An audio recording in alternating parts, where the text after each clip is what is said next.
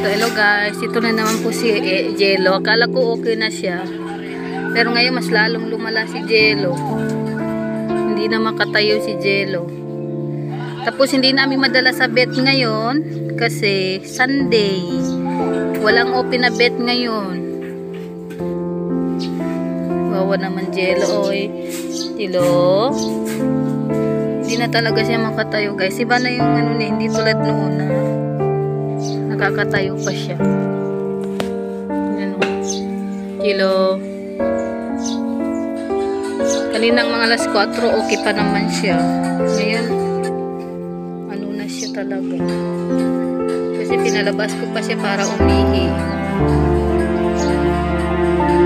Ngayon lumala yung ano niya. Tapos parang may masakit sa kanya. Hindi ko siya, pag ginagalaw ko siya, umiiyak.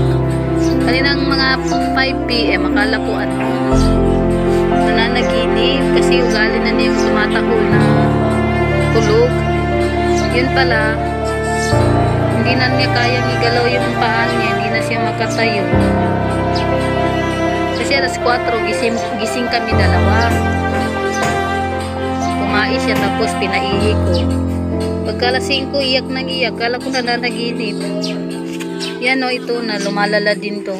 Dadalhin sana namin sa bed kaso sarado, Sunday ngayon. Jello.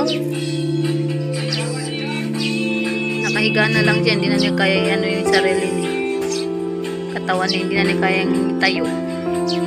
Pag pinapatayo ko, umiiyak. Malakas ka na. Akala ko okay ka na, Jello. Hindi na po siya kumakain. Pinainom ko na siya ng para sa pagtatai. Hindi pa rin na kailangan talaga ipabit. Kaso lang, yun lang hindi po madala. Hindi po natin madala kasi Sunday. Bukas na lang siguro.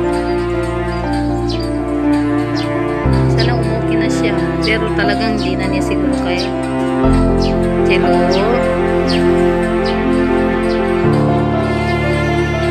Nakakaawa naman ng Jello. Ay, wawa Jello. Ang cute-cute pa naman. Parang teddy bear. Oh, Jello.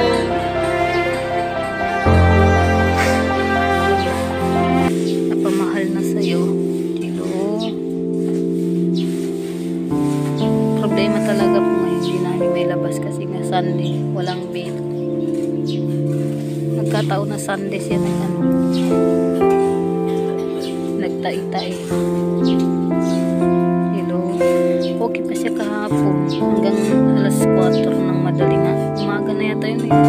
Kasi tumahi siya, sinamahan ko pa. Talagang okay na siya. Sakit pala makita yung alaga mo ganito. Pinakain na namin, pinilit lang makain yung hotdog.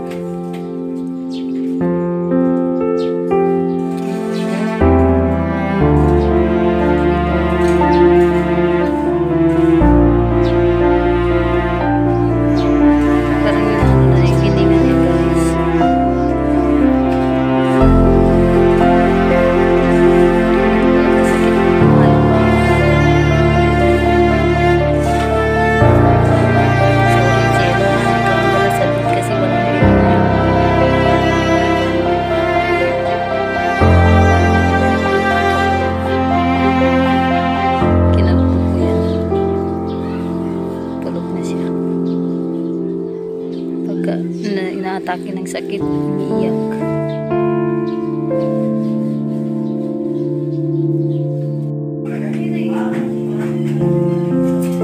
Yan na po si Jello. Nakahiga na lang si Jello. Para yung kanina nagkaano.